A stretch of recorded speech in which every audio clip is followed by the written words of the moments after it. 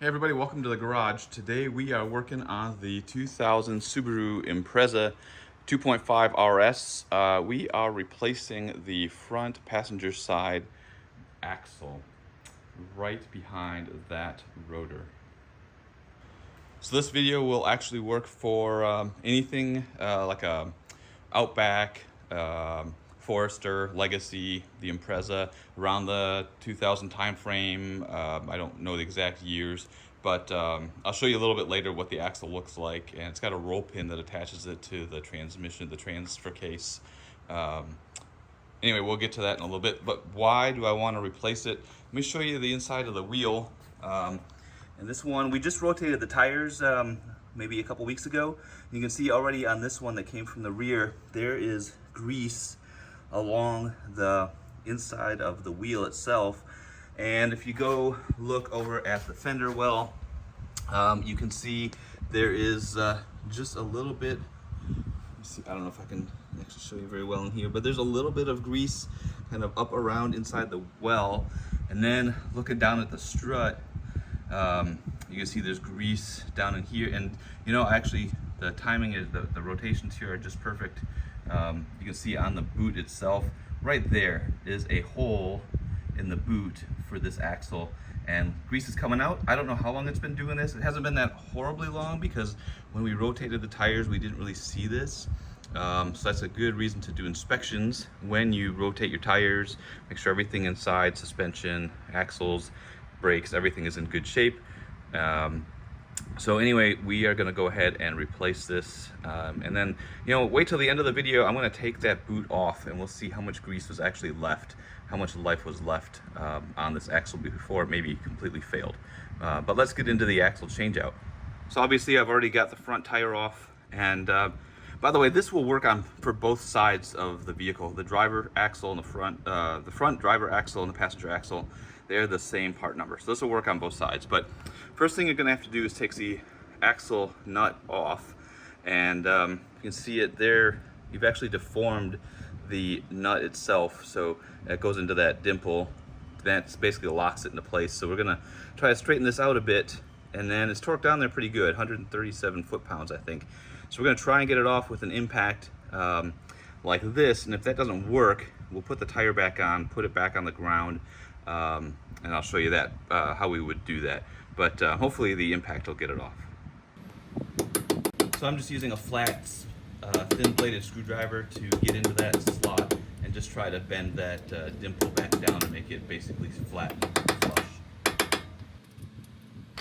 So basically what I ended up using, first I used a broken tipped, thin, small screwdriver, and that did it okay a little bit, but I thought I was gonna just break the tip of the screwdriver off. So I found this screwdriver bit that I don't really care if it gets broken, and it's short, right? But just used it more like a chisel, and then used the hammer beating down on it, and now there's a pretty good, there's a gap all the way around, so should be able to drive the nut off of the axle. So this is a 32 millimeter socket that you're going to need to use on this nut. If you don't have one handy, you probably can rent one from AutoZone, O'Reilly's, Napa, whatever place that rents out tools if you don't want to buy one. But I'll leave a link in the video description for the one that I got off of Amazon.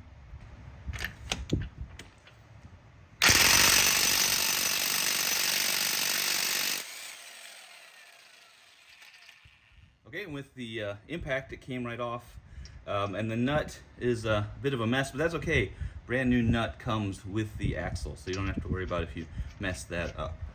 So if you don't have an impact, you can put take the tire off the ground, take it off. From the back side, you can very easily push out the center cap, just like that. Put the tire back on, put it back on the ground, and then get your breaker bar 32 millimeter socket. And that way you don't have to worry about the axle turning. You can be able to break the torque on that nut and get it off. And that's exactly the process I'm going to use to torque this as well. Put the tire on it, put it on the ground, torque that nut, and then you can just press the center cap back on and you'll be done. But anyway, so there's multiple ways to get that nut off, even if you don't have an impact or the impact's not working for you. So there are two methods that I've seen for getting the axle out of the rotor and the wheel hub.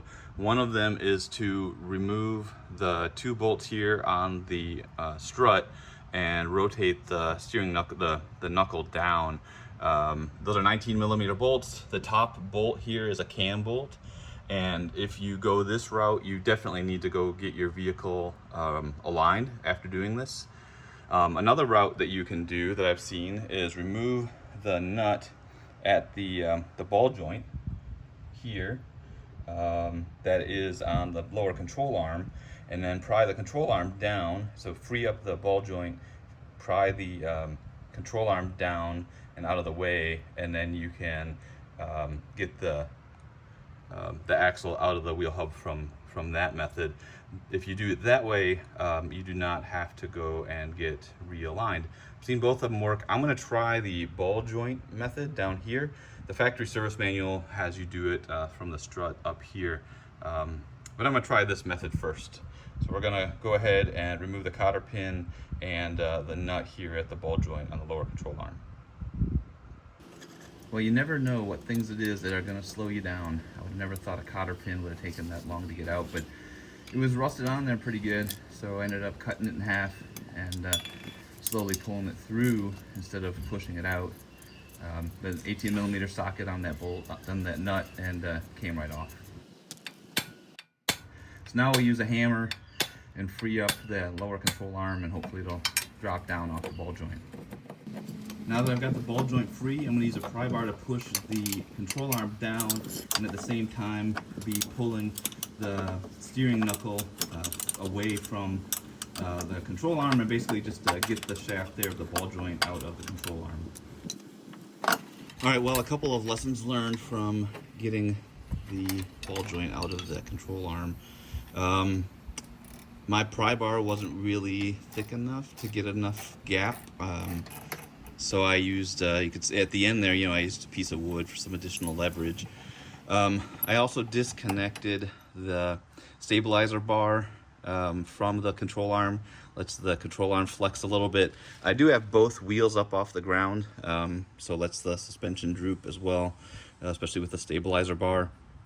And as soon as I started moving the control arm, the boot on that ball joint just fell apart, so that is toast as well. I don't know how to replace the ball joint. I'm wondering if it's just a matter of opening that bolt there and it comes right out. I don't know. I have to look that up, because now's the ideal time to replace it, maybe, if it's simple. But that obviously needs to get fixed now too. But yeah, the control arm is free from the knuckle, and the reason we did that is that it'll give us enough room to get the axle out from the wheel hub. And that's our next challenge. Just go disconnect it from the transmission. This is a manual transmission car, by the way. It shouldn't make a difference, but we'll have to go. There's a roll pin in there that we have to go tackle next. Oh, and one other thing, the grease from that small hole, it just is all over the back side of this, and it's just a big mess. So I should have cleaned that up first before starting all of this. So Patrick is off to go pick up another ball joint. We are going to go ahead and replace it while we're doing this front axle, but that'll be another video. So we will just press on with the front axle. So for the next part of this puzzle, I'm going to work on loosening up the axle from the wheel bearing and the wheel hub. And since the axle nut is still just a little bit installed on the axle, I'm going to use that to my advantage. I've got a piece of wood that I'm going to smack against the axle nut and see if I can get the axle at least loose in the hub and something I can pull out. That did the trick. It got the axle free to move in the hub, and so now we'll see if it can be pulled out a little bit more from the other side. So with that lower ball joint released from the control arm, it's pretty easy to swing the strut away from the axle, and pulling it out from the axle from the wheel hub was not a problem at all. So now we need to go work on how it's attached to the transmission.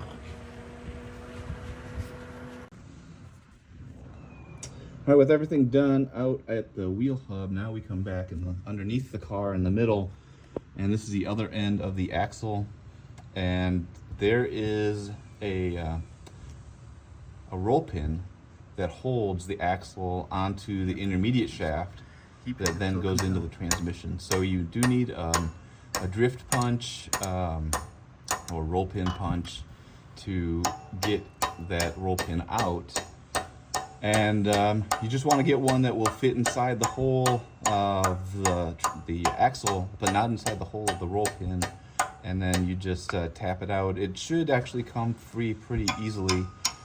Get that all the way out, and then you should be able to just pull the axle off of the intermediate shaft. Axle comes with a new roll pin, so you don't have to worry about you reusing it. But once that roll pin's out, you can just pull the axle gently away from the intermediate shaft and just pull it straight off. It should come off with no problems at all. All right, here's the old one and the new one side by side. Same length, same look, same length roll pins. So installation should be exactly the same as taking it off, but in reverse. So you just slide the end over and then put your roll pin in. Now this will only go on one way. The factory one looks different. There's like a funnel shape on one side, but this one that I'm using and the aftermarket one that we took off doesn't have that. So essentially just put them on and line the holes up, and if you get the holes on, you only, lining one hole up, the other hole may or may not be lined up, and if they're not, then take it off, rotate 180 degrees, and then try it again. And then when all the holes are lined up, you can install that roll pin.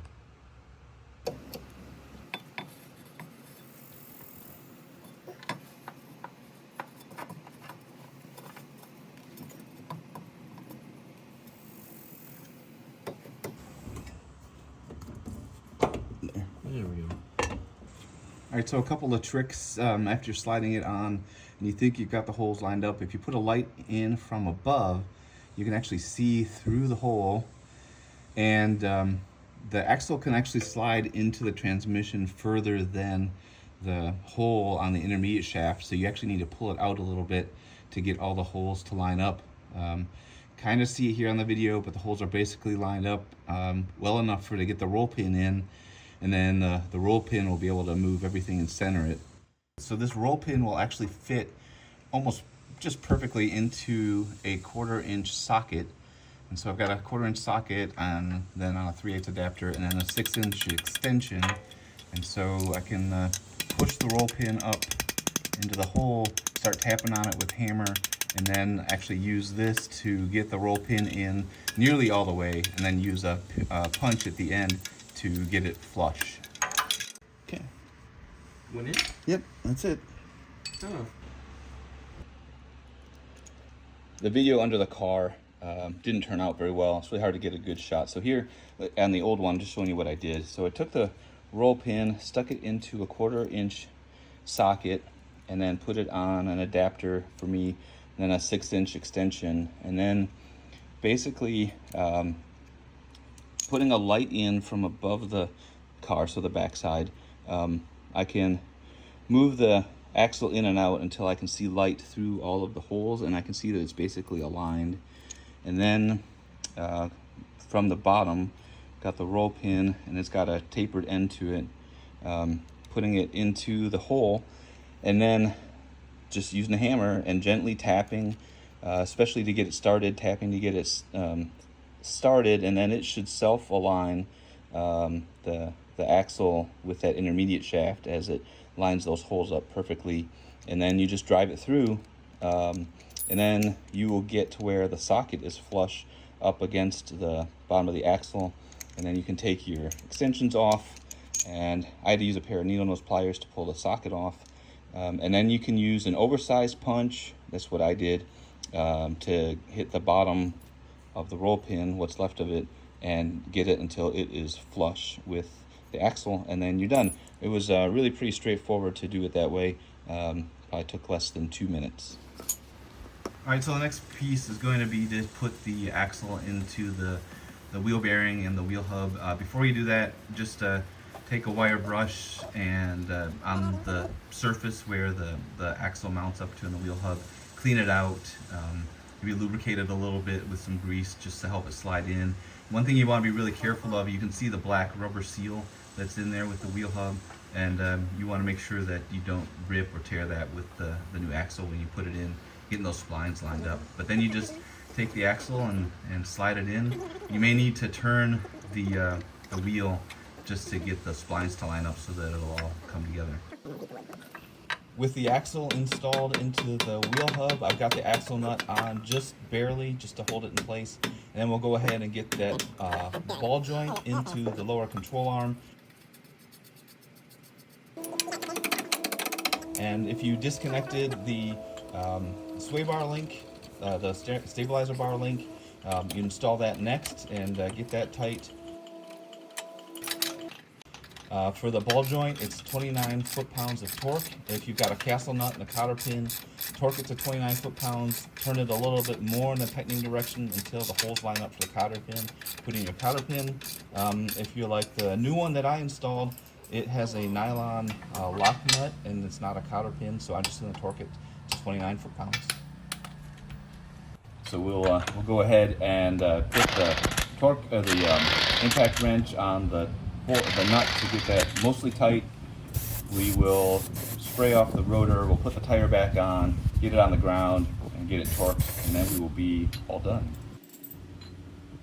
So if you're not a big fan of torquing things, and you had to pick one thing, this axle nut is the thing to torque, because if you torque it too little or too much, you can mess up the wheel hub and the wheel bearing and cause problems with that. So 137 foot-pounds is the torque for the 2000 Impreza 2.5 RS. There could be slightly different torque numbers depending on your vehicle, so be sure to look it up if you're not doing the Impreza. Through the magic of editing, we're going to get this back off the ground. We're going to take the tire off again, and then we will use a punch to deform the axle nut to get it into that little divot that we had to open up at the very beginning of this video. So with the nut torqued, if you are smart, you could have thought about in advance where your little cutout here is on the axle when you install it into the hub, so that you can get a punch in and not be right above one of your lug nut studs. Or you could just be lucky like me, and it is right offset from this one lug nut stud. So it's actually going to be good. I can lean my punch right up against the stud and give it a couple of taps with the hammer, deform this into that cutout space, and then that will be it for this activity.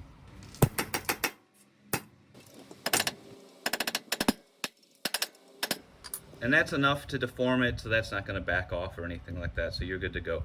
That is it. We can put the tire back on, torque your lug nuts, you're done. Take it for a test drive, make sure that the whole wheel doesn't fall apart, nothing disastrous like that.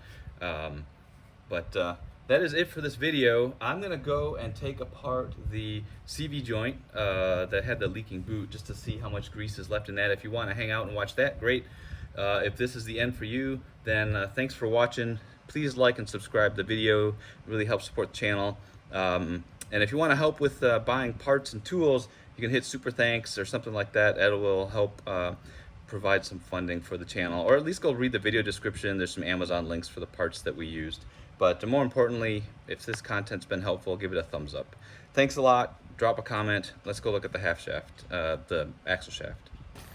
All right, so let's go ahead and cut this open and take a look at what's left inside of this boot, how much of it actually came out over time. All right, so there is the small tear, and just, I don't know how hard this will be to.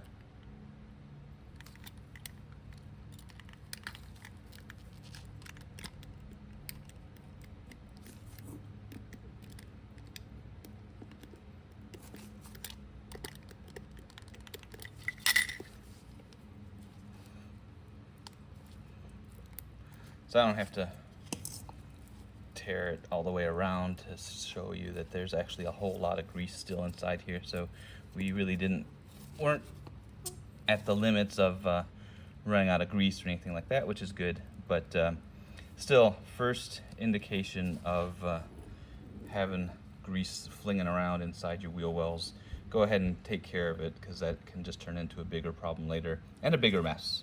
But anyway, that's what the inside of the joint looks like. And yeah, I actually used to work in a factory, GM plant, where we made CV joints, so it's fun to see the inside of these things again. Pretty cool piece of engineering. But anyway, that is your bonus content for today. Have a great day, everybody.